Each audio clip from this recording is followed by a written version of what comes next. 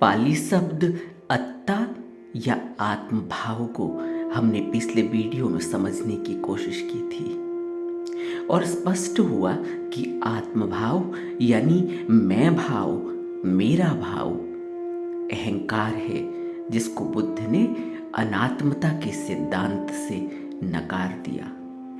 और हमने आत्मा की भी बात की थी कि आत्मा को उपनिषद या सनातन परंपरा ने कैसे समझाया, कैसे परिभाषित किया। और एक बात निश्चित हो गई कि आत्मभाव और आत्मन जो संस्कृत शब्द है या हिंदी में आत्मा है, वह अलग अलग तरीके से परिभाषित किया गया है। बृहत मीनिंग संस्कृत शब्द आत्मन की आत्मभाव में नहीं है। इसीलिए आज हम बात करेंगे कि फिर बुद्ध ने क्या मन और शरीर से ऊपर भी कोई बात की, क्योंकि यह दोनों ही 5 स्कंद जिनकी हमने कल बात की थी में समा जाते हैं, परिवर्तनशील है और नश्वर है, मरण धर्मा है। क्योंकि अगर बुद्ध ने कुछ और की बात नहीं की होती तो फिर निर्वाण और परम निर्वाण की आवश्यकता क्यों थी, मुक्ति की आवश्यकता क्यों थी। परम निर्वाण अर्थात मुक्ति या मोक्ष का अर्थ ही है कि यहाँ कोई है जो मुक्त नहीं, फंसा हुआ है।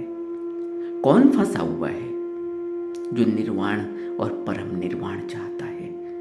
कौन है जो इस मरण धर्म से ऊपर उठना चाहता है?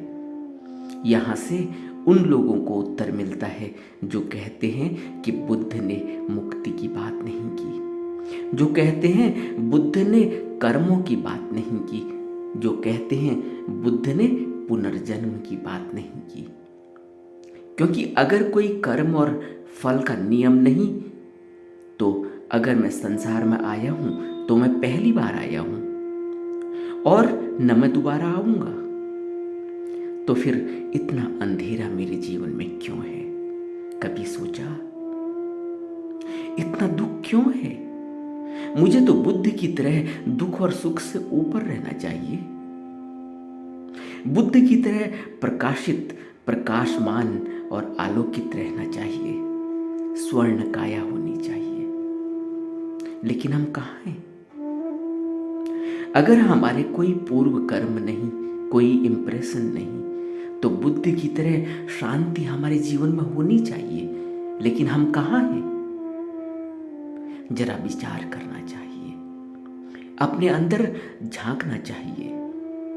बुद्ध के अंदर तो कोई वासना नहीं उठती, बुद्ध के अंदर तो वैश्या के प्रति कोई नफरत नहीं, वह उसके घर में जाकर भी खाना खा लेते हैं और राजा के घर जाकर भी अपने मन में कोई विचार नहीं उठता कि मैं भी वापस जाकर राजपाट संभालूं, जंगलों में, रास्तों में पड़ा हुआ हूं। और हमारे अंदर क्या उठता है? एक स्त्री की चाह, एक गाड़ी को देखकर उसकी चाह, किसी का मकान देखकर उसकी चाह, किसी के जेवर जवाहरात देखकर उसकी चाह, दूसरे को राग रंग करते देखकर हमारे अंदर क्या उठता है? फिर हम कहाँ हैं? हम तो नरक में हैं। और हम कहते हैं कि क्या पूर्व कर्म, क्या पूर्व जन्म, क्या कर्म फल, हम नहीं मानते, बहस करते हैं, मगर विचार नहीं करते। एकांत में बैठकर तुम नहीं मानते ना, ठीक है, तो फिर तुम जमीन में बुद्ध क्यों नहीं हो? यह एक प्रश्न है आत्ममंथन का कि मैं अगर पहली बार यहां हूं दुनिया में, तो मुझे बुद्ध स्वरूप होना चाहिए। क्या मैं हूं? अब बुद्ध को देखें, जब वो आए दुनिया में और एक वक्त के बाद उनके अंदर विचार उठा मृत्यु को देखकर, और वो अपनी खोज पर निकल गए और 8 साल तक खोज की, जैसे कि कहानी कहती है। अपने से पूछें, आपको विचार उठा अब तक? बड़ी करुणा आती है, बड़ी दया आती है उन लोगों पर जो बिना सोचे समझे, बिना अभ्यास किए, बिना बुद्ध के मार्ग पर चले हुए कमेंट्स लिखते हैं चैनल के नीचे और शब्द इस्तेमाल करते हैं, झूठा प्रचार बंद करो। बुद्ध ने ये नहीं कहा। झूठा टाइप करने से पहले सोचना तो था कि तुम सच जानते हो। और मैं प्रचार कर रहा हूं, मैं किसका प्रचार कर रहा हूं? उस महाचेतनता का मैं क्या प्रचार करूंगा? वो अपना प्रचार खुद ही कर लेंगे, उसे हमारी जरूरत नहीं प्रचार करवाने के लिए। तुमने कुछ पढ़ा होगा और उसको याद कर लिया होगा, तुम्हारा कोई अनुभव नहीं। अत्ता, आत्मन और आत्मा, इन शब्दों को तुम पढ़ भी लो, भला अर्थ भी ढूंढ लो, तब भी क्या होगा? शमशान घाट में चले जाओ, शवों को देख लो, मृतक को देख लो, तब भी क्या होगा? बुद्ध की तरह विचार उठना चाहिए। क्या बुद्ध को किताबें पढ़कर विचार उठा? किताबें, धर्म की पुस्तकें, अपने विचारकों की पुस्तकें जरूर पढ़नी चाहिए।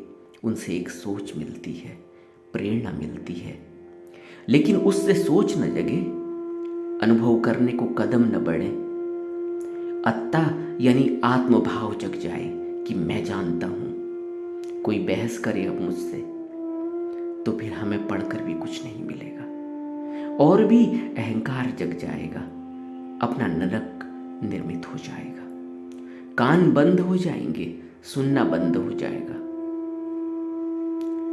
अगर मेरी बातें तुम पूरी सुनते तो शायद कभी इस तरह की बातें नहीं लिखते कमेंट्स में कि बुद्ध ने यह नहीं कहा, वह नहीं कहा।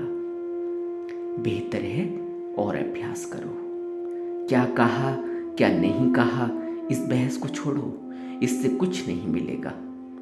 हाँ, अगर अभ्यास किया गहन समाधि का तो तुम चुप हो जाओगे, शांत हो जाओगे, बुद्ध की तरह। याद है ना, अगर तुमने बुद्ध दर्शन का गहरा अध्ययन किया है तो जब कोई श्रावक या कोई ब्राह्मण बुद्ध से कुछ पूछता, वह जो उत्तर देने योग्य नहीं है, जिससे उसको और भ्रांति हो जाएगी और 10 प्रश्न खड़े हो जाएंगे, वह चुप रहते थे। कोई उनके मुंह के सामने ही भला बुरा कह के चले जाता, वह चुप रहते थे। क्यों? क्योंकि उसकी सोच उतनी ही है अभी। मैंने आपको एक बच्चे का उदाहरण दिया था पहले वीडियो में कि वह बाप से टॉफी मांगता है। बाप कहता है कुछ बड़ा देता हूं, वह कहता है नहीं, मुझे नहीं चाहिए। उसका दायरा, सोच उतनी ही है अभी। इसीलिए जब सोच विचार गहरा न हो तो बेहतर है कि थोड़ा रुका जाए, अपनी शक्ति बढ़ाई जाए, बजाय इसके कि सीधे झूठ है का इल्जाम लगाया जाए। जब दोबारा कोई जन्म ही नहीं, कोई आत्मा ही नहीं, फिर बुद्ध ने मोक्ष की, परम निर्वाण की, यहां से मुक्त होने की बात क्यों की? बौद्ध विद्वानों ने कुछ पारिभाषिक शब्दों का प्रयोग किया जो आत्मा और आत्मा के विचार से मेल खाते हैं, जैसे तथागत गर्भ, तथागत की बीज रूप में उपस्थिति। दूसरा, विज्ञप्ति मात्रा, अत्यंत सूक्ष्म चेतना। तीसरा, आलय विज्ञान, जिसका अर्थ है चेतना का भंडार। और वास्तविक आत्मस्वरूप, जो मिथ्या आत्मस्वरूप से बिल्कुल भिन्न है। चूंकि अत्ता और आत्मन पर्याय बन गया, पर्यायवाची बन गया संस्कृत और पाली का, इसलिए शायद आत्मक को वास्तविक रूप से स्पष्ट करने के लिए फिर एक कुछ इस तरह के शब्द प्रयोग में लाए गए होंगे, ऐसा मैं समझता हूं। जिस तरह धर्मकाय अथवा तथागत शब्दों का प्रयोग परम सत्य के लिए किया गया, परंतु यदि यह सार रूप में, बीज रूप में हमारे अंदर स्थित न हो तो हम अपने अंदर उसका साक्षात्कार करेंगे कैसे? यह भी तो एक प्रश्न है। अगर धर्मकाय या तथागत, जिसको परम सत्य कहा गया, अगर वह सार रूप में या बीज रूप में हमारे अंदर ही न हो तो हम उसका साक्षात्कार कैसे करेंगे? इस प्रश्न के उत्तर में, इस प्रश्न की अगर हम खोज करें तो हमें इसका उत्तर लंकावतार सूत्र में मिलता है। वहां कहा गया है कि तथागत की इसी उपस्थिति को स्पष्ट करते हुए और अहंकार से अलग कहा गया, जब बोधिसत्व महामती और बुद्ध के बीच एक वार्तालाप हुई, जिस वार्तालाप से यह स्पष्ट होता है, जिसमें महामती प्रश्न करते हैं, महात्मन, तथागत गर्भ के बारे में जो आपने उपदेश दिया, क्या वह दार्शनिकों द्वारा बताए गए अहंकार तत्व जैसा ही नहीं है? तो बुद्ध ने उत्तर दिया, नहीं सा महामती, मेरा तथागत गर्भ दार्शनिकों द्वारा बताए गए अहंकार के समान नहीं है। वह शून्य है, वह शून्य है, मूल सत्य है, यानी परम सत्य है, निर्वाण है, अजन्मा है और संपूर्ण है। यही बात भारत के बौद्ध विद्वान भिक्षु सारमती ने अपने एक रत्न गोत्र विभाग पुस्तक में स्पष्ट किया कि बुद्ध या तथागत का अंश हर एक में विद्यमान है। यह धारणा तथागत की बीज रूप में उपस्थिति की धारणा से किसी भी प्रकार अलग नहीं। रत्न गोत्र विभाग में कहा गया कि यदि बुद्ध का तत्व हर एक में न होता तो दुख से कोई विरक्त न होता, नहीं निर्वाण प्राप्ति की कोई इच्छा होती, न कोई इसके लिए प्रयास करता, नहीं इसे प्राप्त करने के लिए कोई दृढ़ संकल्प होता। बुद्ध की यह बात स्पष्ट करती है कि वह शून्य परम सत्य अजन्मा सभी जीवों में बीज रूप में विद्यमान है और समाधि के जरिए, निर्वाण के जरिए उस शून्य तक हम अपने अंदर में उसकी खोज करनी है। हम अब तक उस शून्य तक यात्रा नहीं कर पाए हैं, क्योंकि जैसे जैसे हमें यह मौका मिलता है हम अपने अत्ता भाव यानी आत्म भाव में फंसकर मैं और मेरा के भाव से यहां विचरते हैं।